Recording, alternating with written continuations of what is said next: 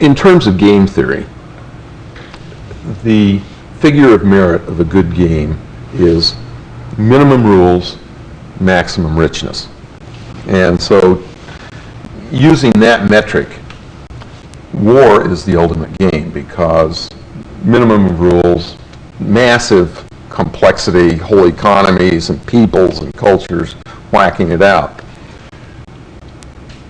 If you take the next best metric for game playing, it's business, where you have tremendous complexity, keep score with money, market share, what have you, and it's really fun. And being a game player, looking at strategic as well as tactical decisions in business has always been really a lot of fun.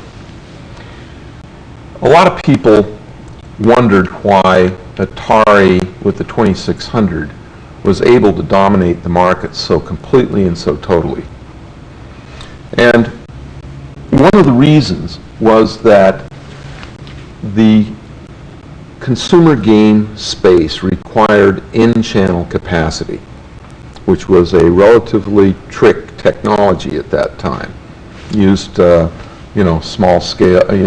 Had to be able to do very small etchings, and so at the time there were only 5 companies in the world that could do it, that had an in-channel process. So, since we were the first, I went around and I cut deals with every one of the in-channel houses to make me the next generation custom chip for the next generation Atari 2600. And these were exclusive. And so basically I knew that if I could tie up all of them, that nobody could compete with me because there just wasn't anybody left. And so, and it was costing us like $50,000 to $100,000 a year.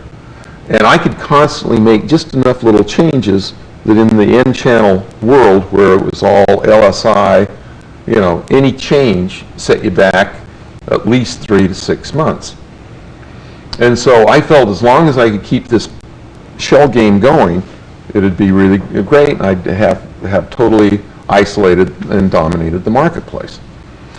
Well, after I sold the company, when I was working this thing,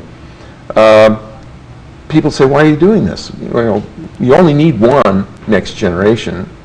Pick the guys that are the best, and let these guys save you $100,000." Well, you couldn't really tell them out loud that this is a blocking strategy, because business guys, particularly green eye shade people, don't get that. They don't understand that for $100,000 to get a monopoly is really a cheap price. Really a cheap price.